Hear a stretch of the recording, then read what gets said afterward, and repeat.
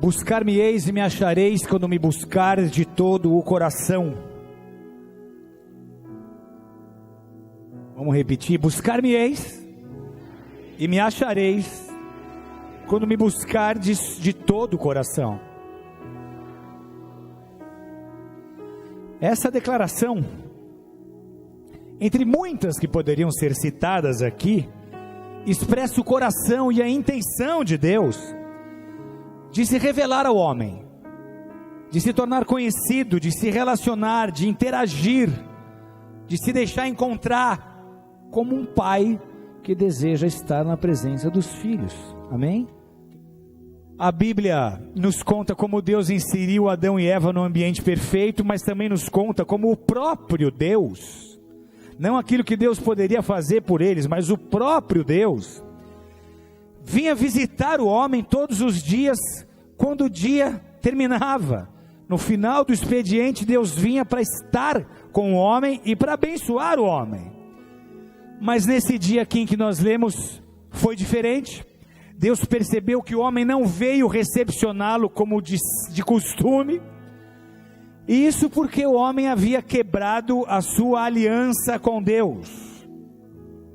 E aqui nós vemos como as nossas escolhas afetam diretamente o nosso relacionamento com Ele, porque esse casal vivia uma vida perfeita, um ambiente perfeito, um relacionamento perfeito, eles desfrutavam de comunhão com Deus, e eles conseguiram estragar tudo, com a desobediência à palavra. Eles tiveram que lidar com as consequências, maldições, o afastamento da presença de Deus. Eles perdem a comunhão com o Pai, que de todas as notícias ruins foi a pior. Agora, Deus deixou de amar o homem? Não. Deus não deixou de amar, mas o pecado fez separação entre Deus e o homem, e o homem então foi expulso do jardim. Gênesis 3, 23, 24, o Senhor Deus, pois, o lançou fora do jardim do Éden, para lavrar a terra de que fora tomado, e havendo lançado para fora o homem, pôs querubins ao oriente do jardim do Éden, e uma espada inflamada, que andava ao redor para guardar o caminho da árvore da vida. Seus primeiros filhos são Caim e Abel. Caim se volta contra Abel, e ele resolve matar Abel. Gênesis 4:8, falou Caim com seu irmão Abel, e sucedeu que, estando eles no campo, se levantou Caim contra o seu irmão Abel e o matou. Então, além da quebra de aliança, que feriu o relacionamento entre Deus e os homens, nós temos agora derramamento de sangue inocente, já pela primeira geração de descendentes de Adão e Eva. Falou Caim com seu irmão Abel, ele estava no campo e Abel foi morto por Caim. E qual foi o resultado do derramamento do sangue inocente? Disse Caim ao Senhor: a minha maldade é tão grande para que possa ser perdoada, eis que hoje me lanças fora da face da terra, diga face da terra, e da tua face me esconderei. Então vamos lá, eu fui criado para habitar aqui, eu fui criado para ter total comunhão com Deus, intimidade com Deus, para ser cheio do seu Espírito, conversar pessoalmente com Ele todas as tardes. Isso fala do sentido de eu ter sido criado. Eu teria que habitar aqui para sempre, mas o pecado cavou um abismo. Agora eu não consigo mais voltar para lá. Tem querubins, tem uma espada flamejante, e agora houve um derramamento de sangue. Então nem na face de Deus nós estamos mais. Nós viemos parar no campo, que é um lugar ainda mais distante. A maneira como o homem perdeu a presença de Deus nos é contada: Éden, a face da terra e o campo. Agora, como fazer o caminho de volta? A missão desse sermão aqui é ensinar a igreja a entrar na presença de Deus com o espírito reto, com a abordagem certa, com a preparação correta, para que a igreja possa ter comunhão com Ele e ser eficaz em suas orações, em seus ministérios, como sacerdotes de Deus. Como entrar na presença e como permanecer na presença. E se essa é a fome do teu coração, dê um glória a Deus, uma salva de palmas bem forte a Ele. O primeiro ponto aqui a ser apresentado é que nós somos sacerdotes, e com isso nós precisamos desmistificar uma mentira contada na igreja, de que um é sacerdote e o resto é povo.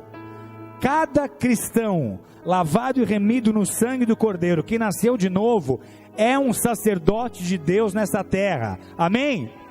Essa ideia do povo e do clero é uma ideia antiga, religiosa, que nada tem a ver com o evangelho de Jesus.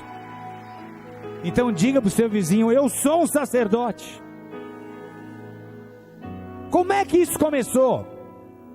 Deus desejou que o primeiro homem espalhasse a sua vontade e a sua natureza pela terra, para administrar o reino, enchendo o mundo com uma nação só, e uma nação guiada pelo seu Espírito.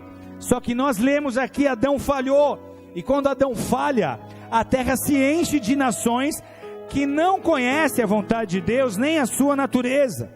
Aí Deus, para ensinar sobre Ele mesmo, para as outras nações da terra, formou uma nação. Foi lá, escolheu Abraão e falou: Abraão, através de você, eu vou fazer uma nação, e essa nação vai me representar na terra. Essa nação vai ensinar as outras nações sobre mim, como me adorar, como me buscar, como me conhecer. Esse era o projeto. Só que novamente, todas as pessoas dessa nação deveriam ser sacerdotes, só que Israel falhou em seu chamado. Quando? Quando, saindo do Egito, Moisés está subindo ao monte, e eles estão na base do monte fazendo um bezerro de ouro e corrompendo o seu coração. Naquele momento, toda a nação deixa de ser sacerdote, e agora Deus ia usar só 1/12 da nação como sacerdotes. Então Israel originalmente é chamada para ser uma nação discipuladora de outras nações, mas pelo pecado agora é uma tribo para ser discipuladora das outras tribos. Israel falha, então agora é só uma tribo de sacerdotes. Estão comigo? Dá uma glória a Deus alto. Só que nós sabemos que o sacerdote levítico também falhou. Quando Jesus veio ao mundo, o sacerdócio estava todo corrompido, e essa corrupção, ela vinha pelos séculos contaminando o sacerdócio.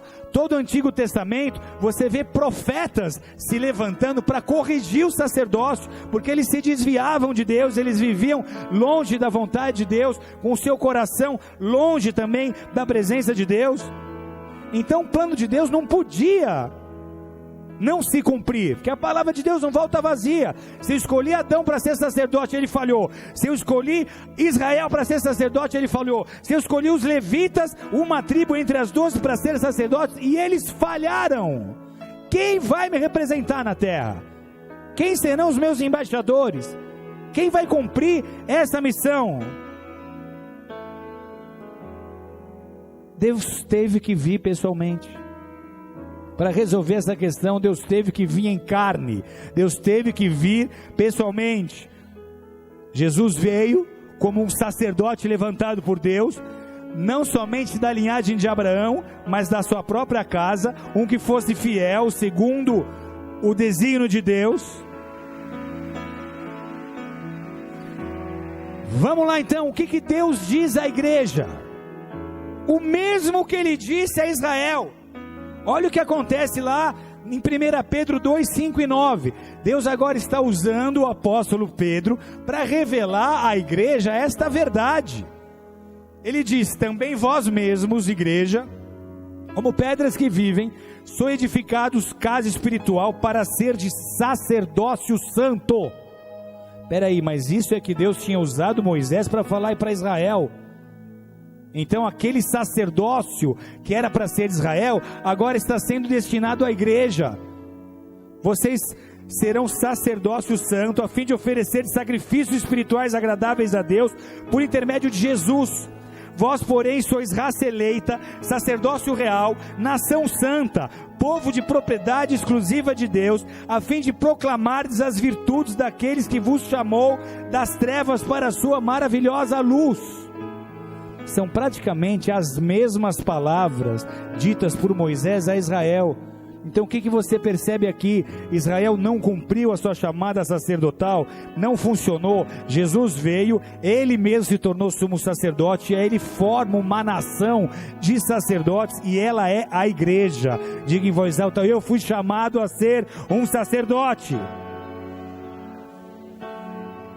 Só que no monte Moisés recebe os 10 mandamentos e uma planta do tabernáculo. Diga, uma planta.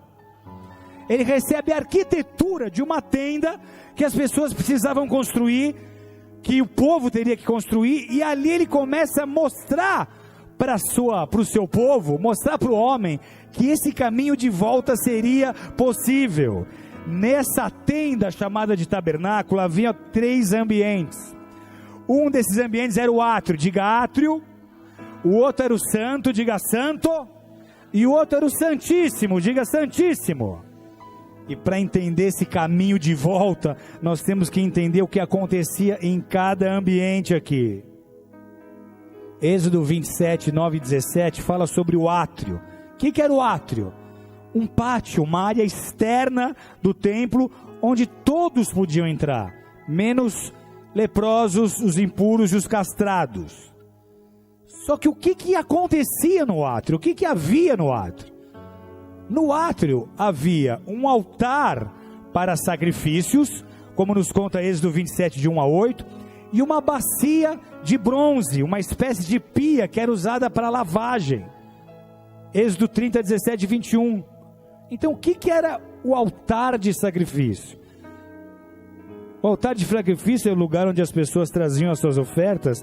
Ele tinha que estar aceso 24 horas por dia, e ali os sacerdotes faziam o sacrifício. E essa pia era onde esses sacerdotes se lavavam.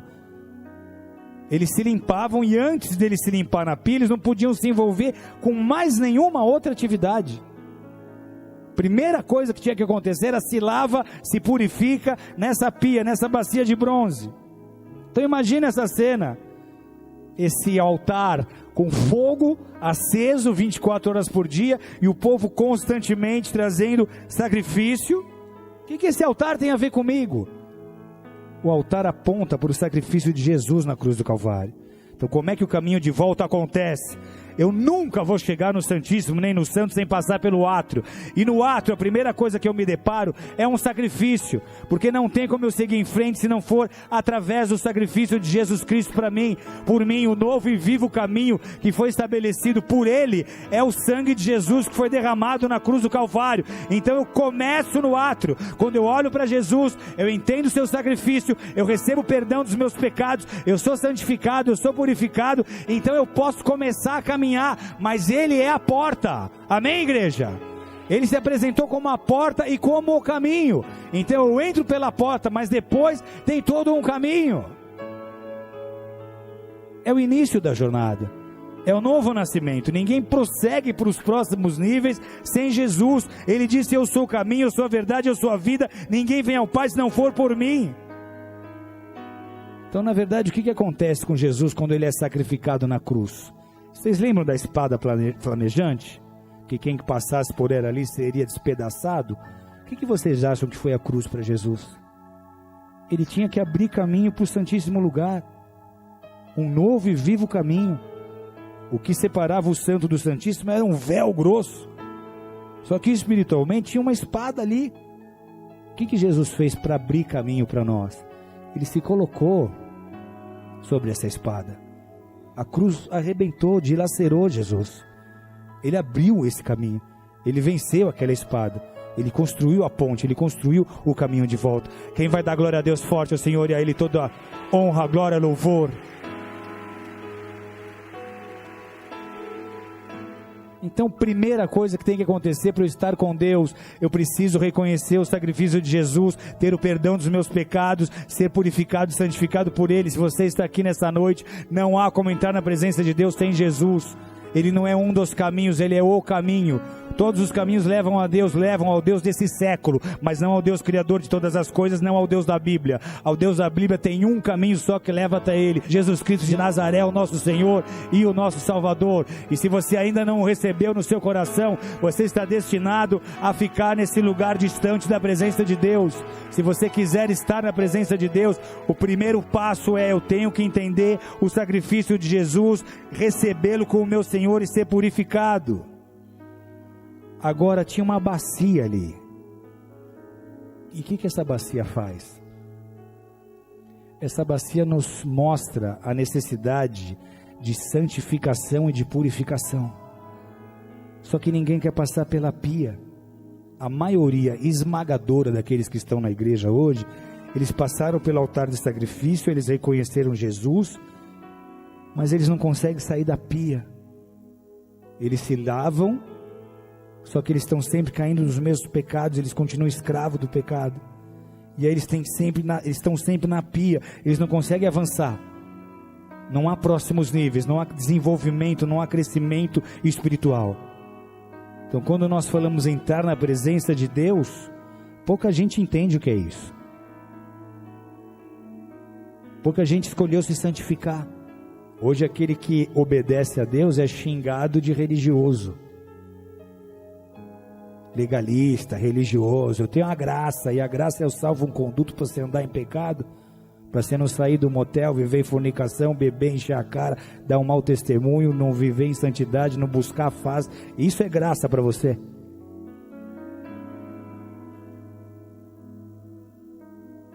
Só que mesmo não vivendo assim, esse conceito te afeta.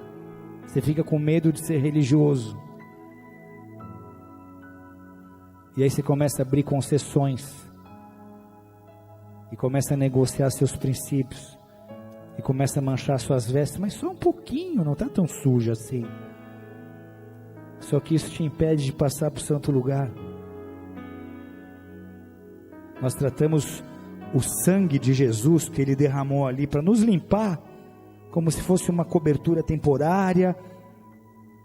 Eu uso o sangue para entrar na presença, mas depois eu vou pecar de novo. Nós não entendemos o amor de Jesus, nós usamos Jesus. Eu amo a Deus, Ele é tudo para mim. Mentiroso. Se você me amasse, você guardava o meu mandamento. Você não guarda meu mandamento, você não obedece a minha palavra, você não se santifica. Sabe o que significa mudar de fase? É você começar a olhar para o Santíssimo Lugar e fazer dele a sua obsessão. Não vai haver sentido para mim se eu passar essa terra sem conhecer esse lugar. Não vai ter sentido na minha vida, eu vou perder o melhor dessa vida. É quando você olha para aquela oportunidade que Jesus conquistou para você e você faz dela o seu objetivo de vida. Porque aquele que pisa uma vez nesse santo lugar não consegue voltar para o outro lugar, não consegue viver sem esse lugar. Eu pisei aqui, eu descobri o que é, eu não consigo mais viver se eu não estiver ali. Amém, amados? Então eu quero fazer disso a minha experiência, eu quero morar. Por que Davi falava, eu quero morar? Você acha que Davi era bobo? Com tudo que ele tinha como rei para fazer, ele queria ficar na porta de um prédio velho, seco, sem fazer nada? Por que ele dizia, mais vale um dia na tua casa do que 1000 em qualquer outro lugar? Não era do lado de uma construção esperando alguma coisa acontecer, era nessa casa aqui. Mas vale um dia aqui, ó, nesse lugar, diante do trono, sendo cheio, te conhecendo os teus mistérios, recebendo de ti dons, recebendo de ti a ciência, recebendo de ti unção, poder, amor. Eu quero essa atmosfera aqui, uma hora que vale mais que 1000 dias em qualquer lugar desse planeta. Dê toda a salva de palmas, dê toda a glória e toda a honra a Ele. Oh! E o santo lugar? Eu saí do átrio, já entendi, vou me santificar. Me santifiquei, fiz a escolha. Então eu dou um passo à frente. Eu prossegui. Cristianismo não é essa experiência estática, monótona, enfadonha. Cristianismo é dinâmico. Eu prossegui. Eu passei por essa fase, eu não estou mais no ato, eu estou no santo lugar. Esse lugar eu me aproximei mais do Santíssimo. Eu me sinto vivo, tudo faz mais sentido. E o que acontecia no santo lugar, o que havia ali? 3 objetos: uma mesa com pães da proposição, 12 pães eram colocados ali, um candelabro e um altar de incenso. O que acontecia com a mesa? Todos os dias 12 pães eram colocados ali e os sacerdotes se alimentavam desse pão. O que é essa mesa para nós? A mesa fala de primeiro você se sujeitar à vontade de Deus. O que acontece quando eu passo pela mesa? Eu me sujeito. A minha vontade agora não tem mais importância, o que importa é a vontade de Deus. Eu não escolho o que quero, mas eu vou comer o que Deus tem para mim. O que Deus tem para mim? É o pão, é dele que eu vou me alimentar. É comunhão, é você diariamente buscar a Deus e se alimentar da palavra. Nem só de pão viverá o homem, mas da palavra que sai da boca de Deus. A palavra de Deus é o teu pão. Quem está no santo lugar tem fome de palavra, não consegue viver sem palavra. Ele quer ouvir pregação, ele quer ler pregação. No tempo livre ele estuda, ele busca, ele se dedica, porque ele tem fome. Ele quer a palavra que sai da boca de Deus. Esse é o pão do sacerdote. Então você não pode só dizer que está buscando a Deus, você precisa buscar a Deus de todo o coração. Agora, se você não o busca de todo o coração, com todo com toda a sua emoção, sua paixão, sua atenção, e ele aparecer, ele está negando a palavra dele, porque a palavra dele diz que ele só vai aparecer se você o buscar de todo o coração. Amém? Vamos aplaudir forte ao Senhor Jesus por isso? Mas então tá, agora eu rendi a minha vontade, eu quero esse pão, eu vou me alimentar, ele é o meu alimento. Se você se alimenta da palavra, a tua próxima experiência é com um candelabro. O candelabro ficava aceso sempre, e o candelabro fala de revelação.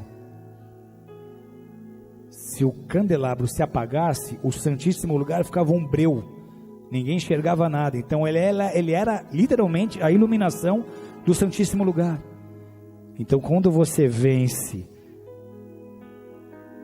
o pecado, crendo no sacrifício de Jesus, se santifica, rende a sua vontade, se alimenta da palavra, a próxima fase é uma revelação dos céus. Deus vai se revelar a você, e essa revelação vai mudar a tua vida, vai mudar a tua visão, vai mudar teu entendimento, vai mudar tuas prioridades. Da mesma forma que o santo lugar fica no escuro se não houver candelabro, a tua vida fica em trevas se não houver revelação. Tudo que você precisa é da voz do Espírito Santo, porque eu tenho a Deus, eu tenho a palavra. Tá bom, mas na palavra você não lê quem vai ser seu marido, você não lê se você tem que mudar de emprego ou não. Tem coisas que você tem que ouvir do próprio Deus. Amém? Tem coisas que você tem que ouvir do próprio Deus. Dou esse passo ou não dou? Tem coisas que a palavra não vai te contar. Você vai ter que buscar o Espírito Santo, ele vai ter que te mostrar. Então, da mesma forma que o candelabro ilumina o santo lugar, você recebe luz de Deus para o teu dia a dia, para dar os próximos passos. A revelação vai te fazer andar com direção, com conselho, com sabedoria. Dê uma salva de palmas forte a ele. E agora, estamos chegando lá, um altar de incenso,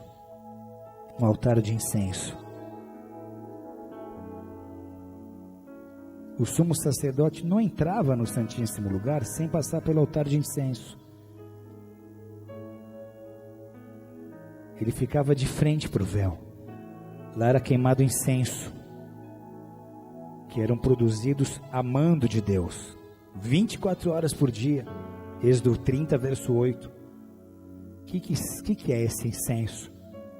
Espiritualmente, são as nossas orações, é a nossa adoração. Onde é que está isso? Apocalipse 8,4, da mão do anjo subiu diante de Deus a fumaça do incenso com as orações dos santos. A tua oração sobe ao céu como um incenso, e os anjos apresentam as tuas orações a Deus. Não tem como passar de fase e entrar no santo se não for com oração e adoração. Essa é uma fase em que a adoração te leva ao próximo nível. O que é o Santo dos Santos e esse Santíssimo Lugar? Dentro dessa sala tinha um objeto. Era uma arca, a Arca da Aliança. Descrita de forma rudimentar, era uma caixa de madeira de acácia, revestida de ouro. Dentro estava a vara de Arão, as tábuas dos 10 mandamentos, o maná. Em cima tinha uma tampa com 2 querubins de ouro. E ali havia o propiciatório, que era onde o sacerdote derramava o sangue do sacrifício e onde a glória de Deus se manifestava. A glória de Deus se manifestava. Deus visitava aquela sala. Ele estava ali. Só que lembra do véu grosso. O sacerdote não entrava na presença de Deus de qualquer jeito, mas ele tinha reverência. Ele sabia onde ele estava pisando. O Deus Criador dos céus e da terra vai ter um encontro comigo agora, e eu não posso entrar de qualquer maneira. Então ele pegava aquele incensário com fumaça subindo, e essa fumaça representava também o arrependimento, a contrição, o quebrantamento. E muitas vezes o sumo sacerdote entrava de joelho, entrava engatinhando e produzindo incenso, e produzindo incenso, e produzindo incenso, porque ele sabia que Deus é fogo consumidor, e que se ele tivesse em pecado ele seria consumindo, e ele entrava em adoração, produzindo incenso, até alcançar a presença de Deus. Até alcançar a presença de Deus. No átrio, tudo é festa. Você sente o Espírito Santo, você sente Deus. Deus fala contigo. Coisas acontecem, maravilhosas. Mas é o mesmo que você está na praia com água pelo tornozelo. Tem mergulhos mais profundos. No santo lugar, a oração é viva. Você sente o Espírito. Faz sentido, milagres acontecem, pessoas são curadas, experiências maravilhosas te alcançam. Você ora bastante, prega bastante, faz bastante coisa, mas no Santíssimo te faltam palavras, porque no Santíssimo qualquer palavra é inadequada. Ali é lugar de ouvir. Ali é lugar de estar com Deus. Ali é lugar de contemplar a glória. É mais do que revelação, mas é estar na presença de Deus. Essa presença vai te consumindo. Essa presença vai te transformando. Você nunca mais consegue voltar para o campo. Você nunca mais consegue voltar uma etapa. Você fala, eu não saio desse lugar. Deus me mata, mas não me tira desse lugar. Eu quero isso para sempre. Eu quero habitar na casa do Senhor para sempre. E foi o que Davi escreveu no Salmo 23. Deus espera uma resposta minha e sua. Ele deseja se revelar a cada um de nós. Ele quer te usar como um sacerdote. Ele quer te revestir de autoridade. Ele quer te levantar como alguém capaz de representá-lo na terra. O caminho de Deus foi desenhado. Siga os passos. Tudo começa no átrio. Reconheça os seus pecados, crê no sacrifício de Jesus, creia que isso é suficiente para perdão e libertação da escravidão do pecado. Seja justificado, entregue sua vida, pare de pecar conscientemente. Faz a sua parte, Deus vai te dar graça. Faz aquilo que te cabe, resiste à tentação. Te oferecer ao pecado, resiste. Faz o que te cabe, não se entregue a ela. E esse processo vai te levar ao santo, ao Santíssimo. Vai haver revelação, vai haver crescimento. As experiências com Deus serão especiais.